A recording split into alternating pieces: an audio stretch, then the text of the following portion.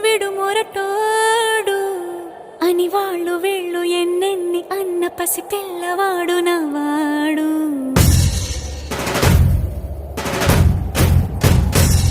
విడు ముండోడు అని ఊరు వాడ అనుకున్న గాని మహారాజు నాకు నవాడు.